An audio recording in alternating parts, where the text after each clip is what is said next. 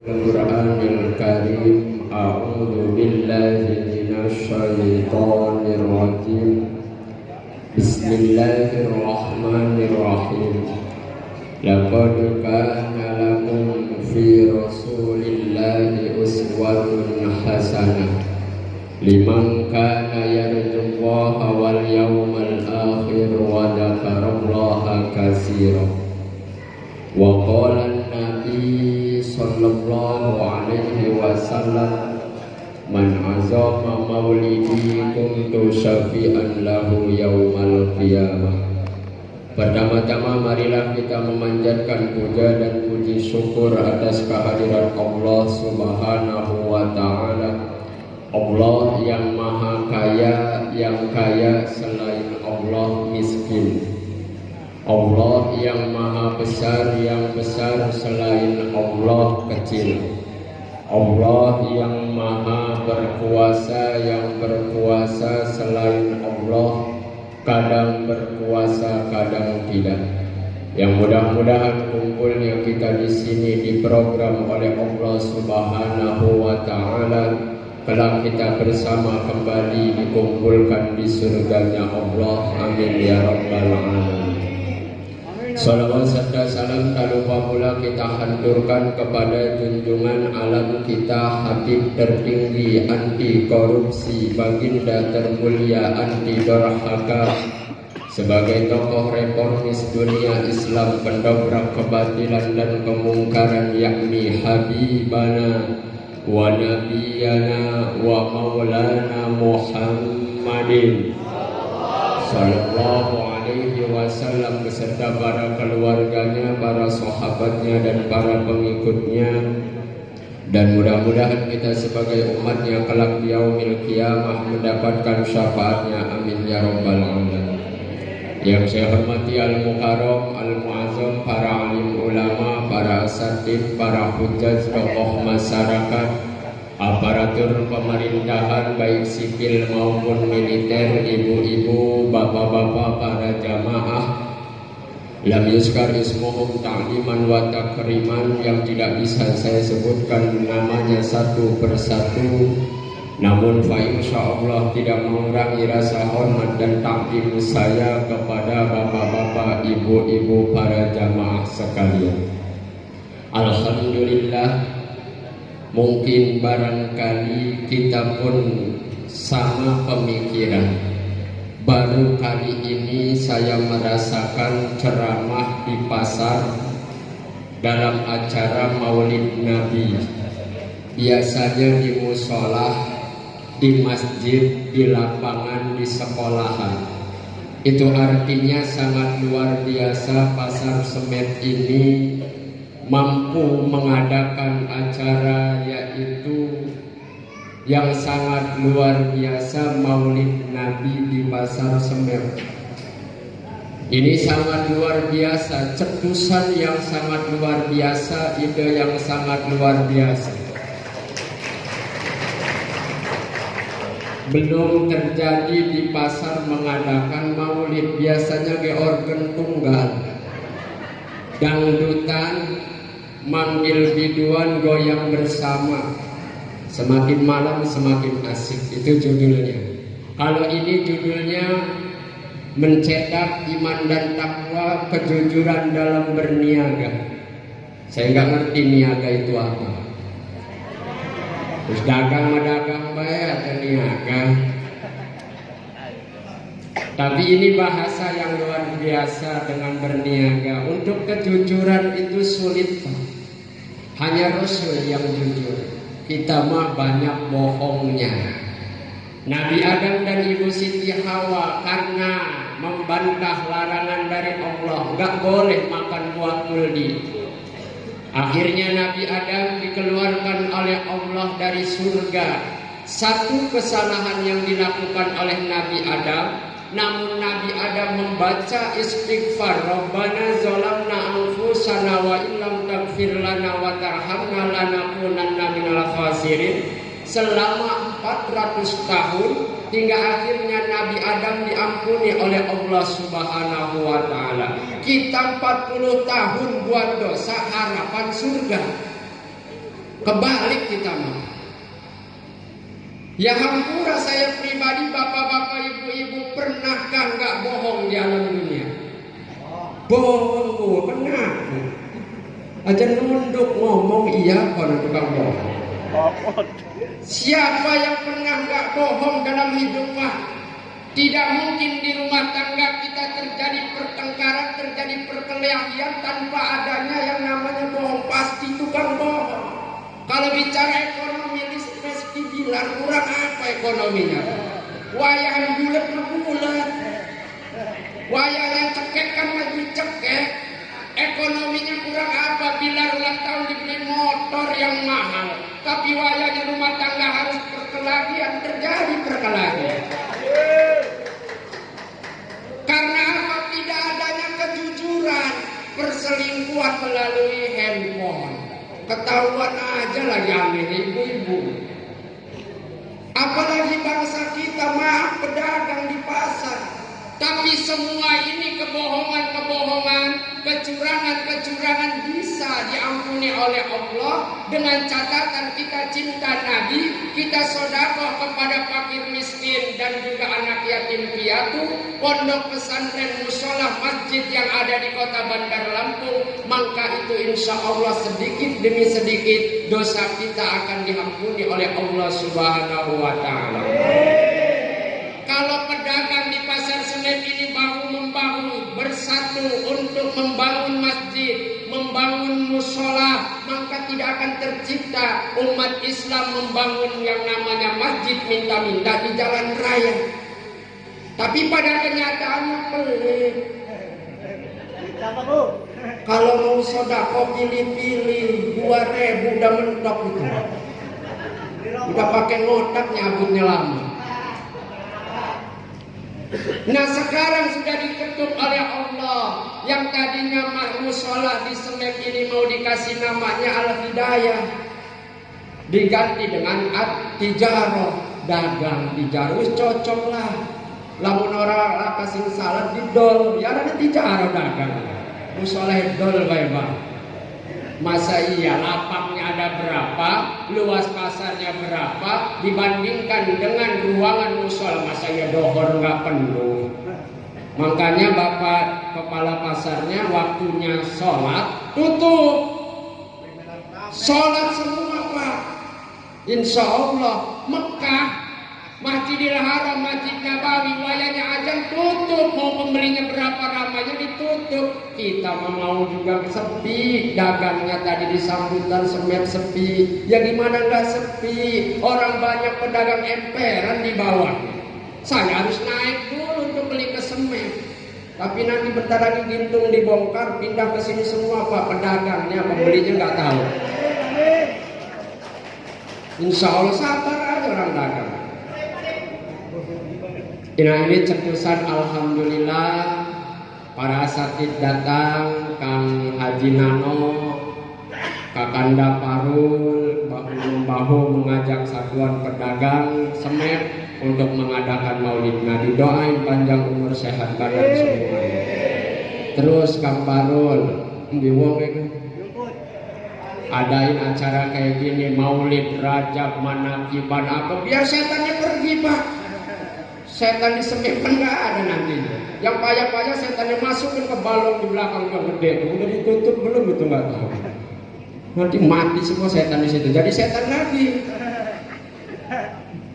Setan aslinya mati, setan baru dong.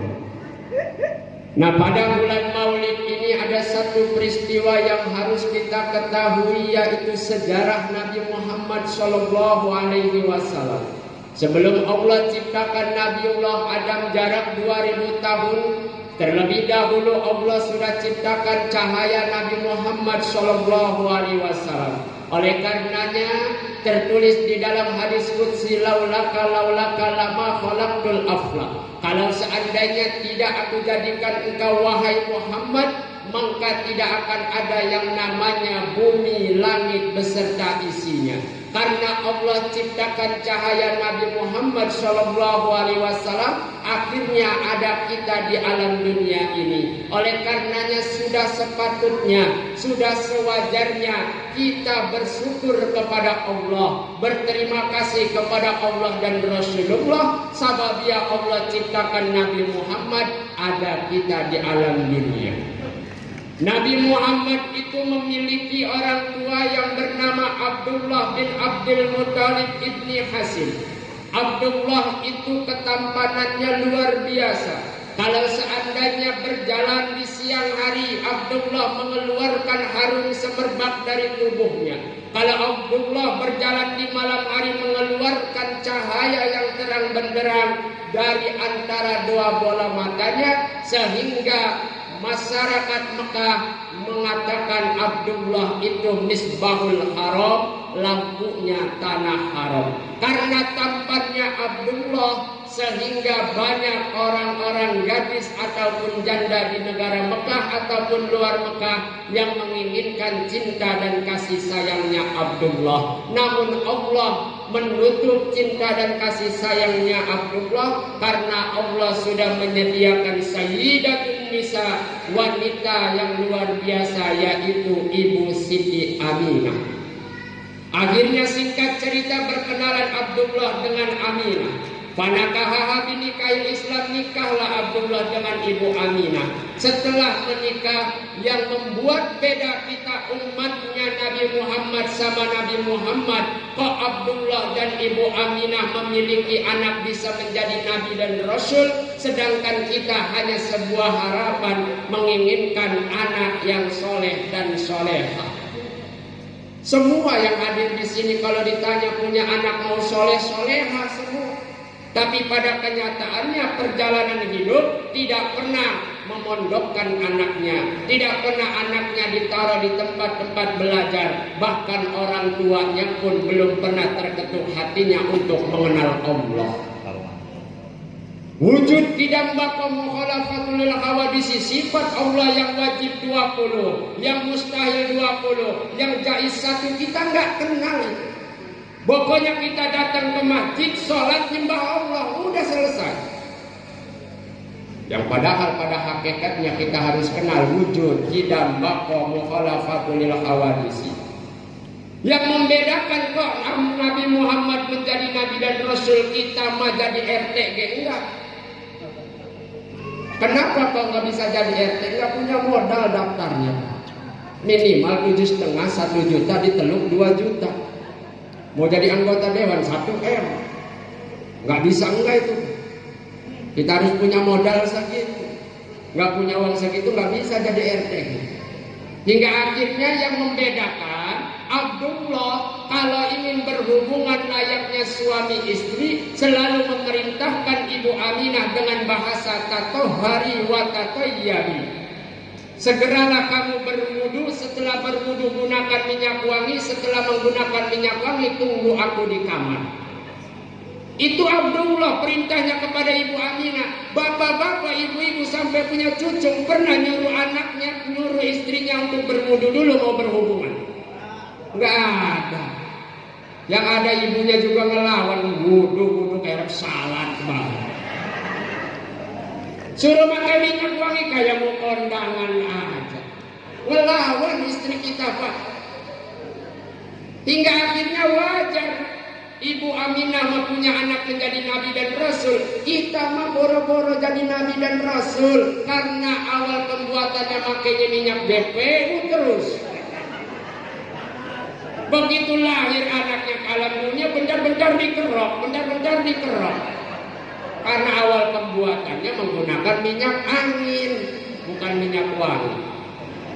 Hingga akhirnya Ibu Aminah hamil selama 9 bulan. Selama hamil tersebut Ibu Aminah selalu didatangi 9 nabi, yaitu Adam, Idris, Nuh, Ibrahim, Ismail, Sulaiman, Isa, Musa, Daud. Dan yang mana pada 9 nabi tersebut semuanya berpesan kepada Ibu Aminah apabila terlahir bayinya ke alam dunia agar diberi nama Muhammad. Kita kalau yang bagusnya biasanya adat istiadat 7 bulanan Bu ya. bulan 7 bulanan bikin rujak. Kalau rujaknya pedas cirinya perempuan, kalau manis cirinya laki. Apa urusannya rujak sama bayi? Yang bagus itu ketika usia kandungan 4 bulan, karena di situ Allah membuat perjanjian kepada jabang bayi tentang 4 perkara. Tidak ada makhluknya Allah yang tahu tentang jodoh, nasib, rizki, dan kematian. Nggak ada yang tahu. Kita nggak ada yang tahu matinya kapan, pulang dari sini, meninggal mungkin. Ada orang yang mau berangkat ke sini tinggal, ada. Itu mah paten Allah. Jodoh nggak ada yang tahu siapa jodoh kita, nggak ada yang tahu.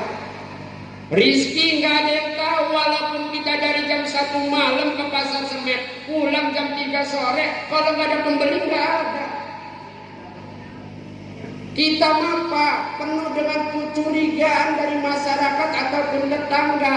Ketika kita usaha dari malam jam 1 berangkat ke pasar Semen, pulang jam 3 sore, tetangga kita nggak pernah berjumpa sama kita.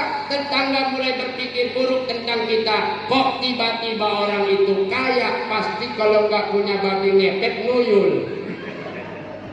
Dia nggak tahu perjuangan kita dari jam 1 malam sampai jam 3 sore kita ada di pasar Semen. Kita tiru gaya dia, kita pergi ke Gunung Kawi, kita beli babi ngepet. Babi ngepetnya disuruh masuk ke rumah orang kaya, ternyata nggak pulang-pulang. Orang kayanya punya babi perempuan. Babinya malah kawin di rumah orang kaya, menghasilkan uang. Enggak, kitanya ketangkep sama yang punya. Ini permasalahan pendek. Oleh karenanya untuk mencari kejujuran itu sangat sulit, prosesnya sangat-sangat sulit. Apalagi dalam berniaga. Wallahu a'lam. Halal, haram, hantam. Gimana mau berkah? Modal awalnya aja minjem di bank, mekar.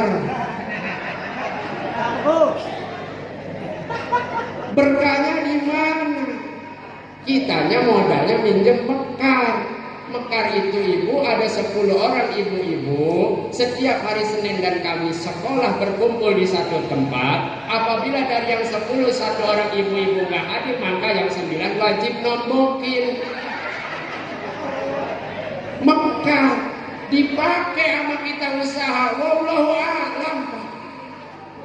Rumah tangga kita begini. Boleh kita yang namanya nyari nafkah lahir batin untuk keluarga, anak dan yang lainnya, mati-matian di pasar Semen ataupun di pasar-pasar yang lain. Tapi ingat pada dasarnya Allah menciptakan jin dan manusia tak lain dan tak bukan untuk ibadah. Selain kita giat dalam mencari rezeki, maka ibadah kepada Allah itu lebih giat. Jangan lupakan sholat tahajud dan sholat duha. Karena itu jalan untuk menuju surganya Allah. Baru niaga kita sukses. Barokah itu sedikit cukup dibandingkan dengan serakah. Ada orang dagang ini, kita ikut dagang ini. Ada orang dagang ini, ikut dagang ini. Kata Allah, cukup dagangan kamu segitu saja. Tapi kadang kita ini terbujuk rayu dengan nafsu. Akhirnya dagang kelontongan, dagang sayur mayur, dagang ikan kita sukses di meja yang satu. Nafsu mulai bergejolak, buka lagi meja 2. Buka lagi meja 3. Akhirnya yang tadinya sukses dengan satu meja, ini mah kita bisa menutupi meja 2, meja 3. Akhirnya duitnya muter bening kon, lah kau untung. Udah syukurin aja apa yang ada, Bu. Itu baru hidup kita barokah namanya. Karena yang namanya ikan hiu, ikan paru dagang iwak, dibahas ikan hiu. Selama ini kita nggak tahu kenapa ikan hiu itu bernapas dengan paru-paru ikan yang lain, mas sama insan. Karena teori Oparin mengatakan, justru ini baik kita sih ngomong, aja orang percaya. Hasil sekolah ilmu biologi kan dipelajari. Teori Oparin mengatakan kenapa ikan hiu itu bernapas dengan paru-paru, yang pada dasarnya awalnya ikan hiu pun bernapas menggunakan insang. Karena tubuhnya yang besar, dia mengambil daripada makanan di dalam laut merasa kurang. Karena di laut banyak persaingan untuk memakan ikan-ikan yang kecil. Akhirnya ikan hiu dengan keserakahannya naik ke darat. Tidak bersyukur kepada Allah ditempatkan di laut, dia mencoba naik di darat, sehingga semenjak dia di darat sudah tidak bisa lagi bernapas dengan insan, harus dengan paru-paru. Sampai saat ini kembali lagi ke laut, ikan hiu mah napasnya sama paru-paru. Ya Bu, paham Bu? Tuh, kalau ada yang nanya kenapa ikan hiu itu bernapas dengan paru-paru, pokoknya mengkonon baju kita. Kita makan napas dengan paru-paru, utang rupa-rupa, penyakit paru-paru maning, laya rungsek ya. Nah, Kanjeng Nabi terlahir di alam dunia, bidannya yang ngurusin proses pelahiran Kanjeng Nabi Asyah dan Maryam dibantu dengan bidadari-bidadarinya Allah. Hebatnya Kanjeng Nabi lahir ke alam dunia dalam keadaan sujud, membaca Allahu Akbar kabira walhamdulillahi katsira wa subhanallahi bukratan wa asila. Setelah itu Kanjeng Nabi bersin mengucapkan kalimat alhamdulillah, dijawab sama malaikat yarhamukallah, dijawab lagi sama Kanjeng Nabi yahdikumullah. Makanya kita umatnya sunnah kalau bersin ucap alhamdulillah. Kanjeng Nabi lahir ke alam dunia sudah dalam keadaan menggunakan sifat kedua bola matanya. Kanjeng Nabi lahir ke alam dunia sudah dalam keadaan dikhitan ataupun disunat. Satu ilmu mengatakan yang menghitan Kanjeng Nabi Abdul Muthalib. Kanjeng Nabi begitu lahir, Ibu Aminah memerintahkan daripada tetangganya untuk memanggil Abdul Muthalib, yang pada waktu itu posisi Abdul Muthalib sedang yang namanya tawaf di Baitullah. Abdul Muthalib langsung mendatangi rumah Ibu Aminah, menggendong Kanjeng Nabi. Kanjeng Nabi langsung dibawa masuk ke dalam Ka'bah, didoakan dengan doa yang sangat-sangat baik. Kita mau boro-boro mau masuk ke dalam Ka'bah, mau daftar haji aja susah. Daftar tunggu 15 tahun. Mau daftar umroh aja mikir-mikir kalau hari ini daftar umroh atau haji, besok nggak dagang. Kita masih banyak berpikir sehingga sulit. Begitu pulang dari sana tetap aja musola At-Tijarah sepi, nggak ada yang mau sholat. Makanya diramein Banano, wayahnya sholat mau azan tutup gitu. Coba belajar sedikit-sedikit, diajak pedagangnya mau kali. Jangan-jangan ketuanya yang nggak sholat. Pedagang mah sholat, abananunya ngopi. Ya rucek ke ketua musolanya ngopi. Ketuanya dulu aja. Baru jam setengah 12 aja nih, jam 12. Rame yang datang, siapa sih ngajan gitu. Lu sirawa mau wingi kita jam 12 malah sebentar kabaran setengah 12 pada ngoncok kita. Ya salah barengan. Kadang yang salah-salah merame bayangannya. Akhirnya terlahir Kanjeng Nabi, usia Kanjeng Nabi 2 bulan Nabi bisa berdiri. Usia Kanjeng Nabi 5 bulan Nabi bisa berjalan. Usia Kanjeng Nabi 9 bulan Kanjeng Nabi bisa berbicara dengan kalam yang fasih. Begitu usia Kanjeng Nabi 4 tahun, Kanjeng Nabi hijrah ke kota Sam. Usia Kanjeng Nabi 5 tahun, Kanjeng Nabi lagi-lagi mengalami kesedihan yang sangat luar biasa karena Ibu Aminah di tengah perjalanan mulai sakit-sakitan hingga akhirnya Kanjeng Nabi tertidur di pangkuan Ibu Aminah. Ibu Aminah berpesan kepada Kanjeng Nabi dengan bahasa kullu hayyin mayyitun wa kullu jadidin balun. Setiap tiap yang hidup itu pasti meninggal dunia, setiap tiap yang baru pasti rusak. Ini pasar Semek baru dibangun, udah rucek tetap belok mungkin. Dinas kebersihan mah ada. Cuman sampah yang terlihat yang disapu, dipel matedek mau bean acara maulid. Besok kotor lagi, wallahu a'lam. Bau ikan lagi, bau sayur lagi. Tapi dengan adanya maulid Nabi, insyaallah barokah, pedagang dilariskan oleh Allah. rizki bentuknya didatangkan oleh Allah di pedagang semen ini.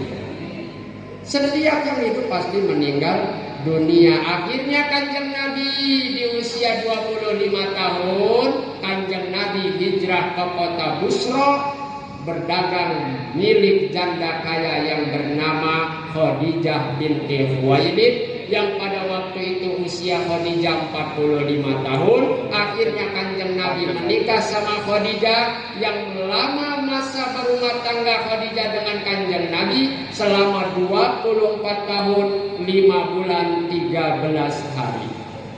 Di usia Kanjeng Nabi 40 tahun, Kanjeng Nabi mendapatkan yaitu gelar kenabian dan Rasulullah, hingga akhirnya di usia Kanjeng Nabi 51 tahun 8 bulan 5 hari Kanjeng Nabi mendapatkan perintah Isra wal Mi'raj minal Masjidil Haram ilal Masjidil Aqsa, yaitu sholat 5 waktu. Wajib hukumnya sholat 5 waktu.